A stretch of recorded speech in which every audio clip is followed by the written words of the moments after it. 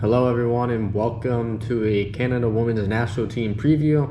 It's been quite a while since they've last played, which was on July 2nd back in Washington DC, which was the match I was at. But like I said, they are back.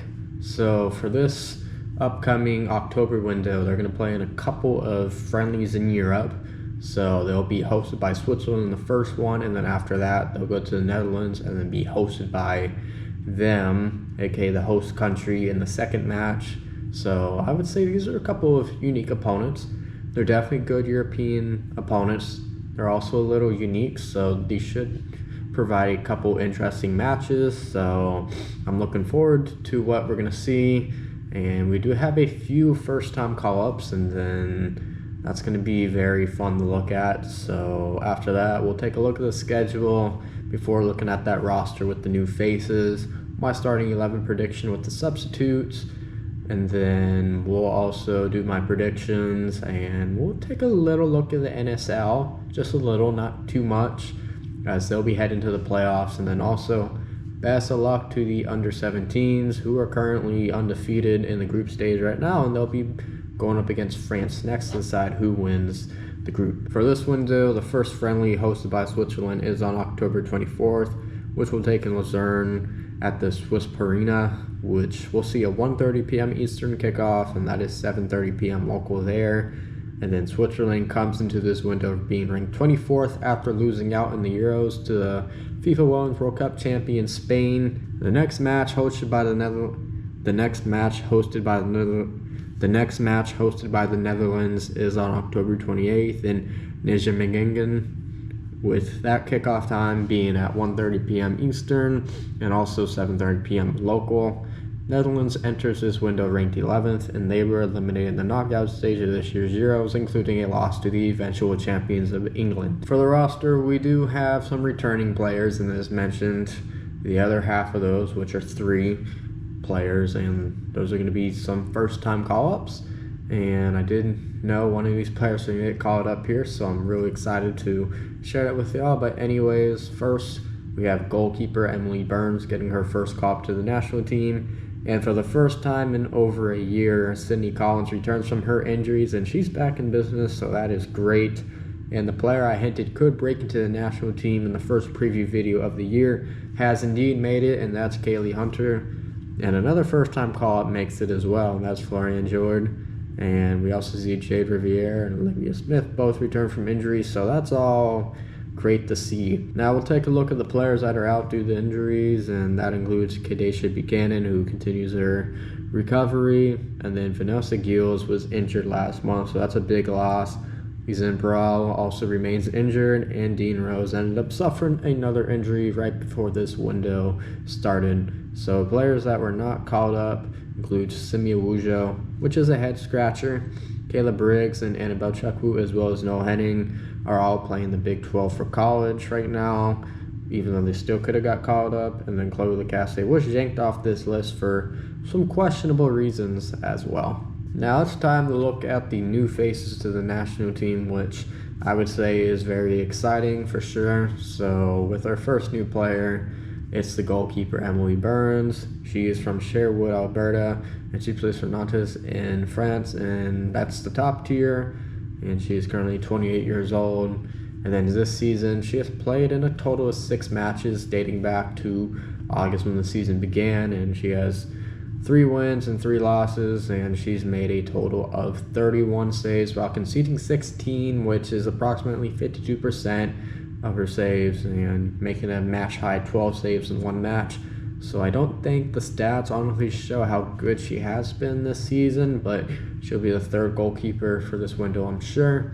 And then the next player is one of my personal favorites from my club, and that is Kaylee Hunter. So she's a forward from Calgary, Alberta, who plays for AFC Toronto of the NSL, and she's only 17 years old. So once again, the NSL ends up developing another player to make it to the national team, which is the 3rd one this year.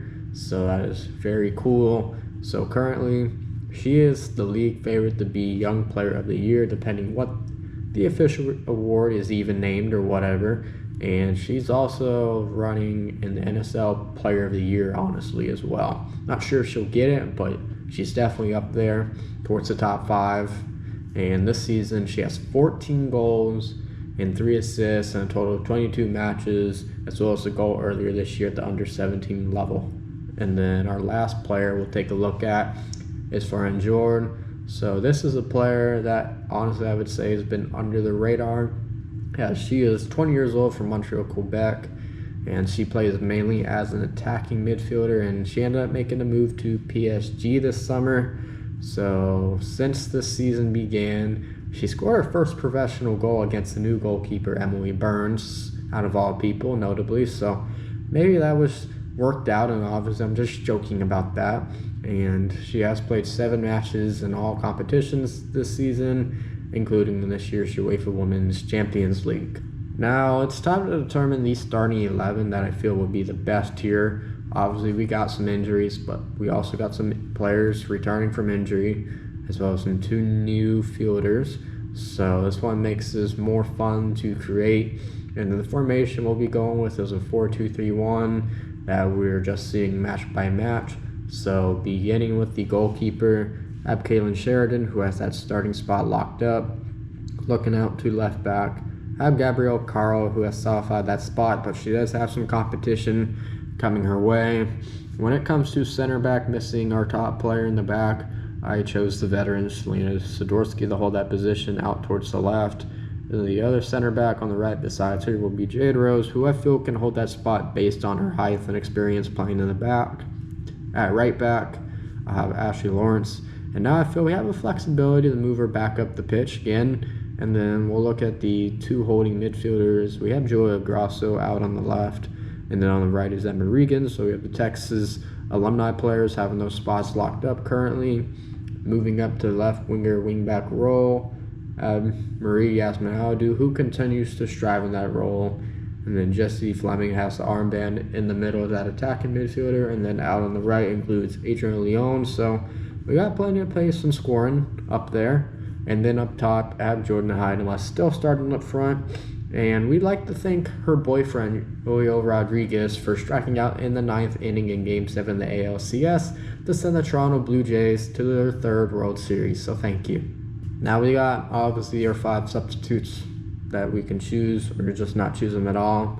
And I would say the flexibility is indeed a real thing, and that's a positive thing. So we're gonna have a little fun with these ones. So with my first substitute, I want to change some things up directly at the front. And we have Olivia Smith, who I'm sure at one point she's going to be the number 1 forward. And in this substitute, she ends up replacing Jordan Heidema. So we'll move on to substitute 2. And it's a young substitute, but I feel I'm going to go for it because she has a lot of potential shown this year. And that's Sarah Shivoshi. And she'll come in and she'll replace Jade Rose out at the right center back role. Something that Shivoshi's probably a little more comfortable playing in. And then continuing to make changes out in the back for substitute 3. I'm looking forward to seeing Sydney Collins, which allows for more flexibility out wide.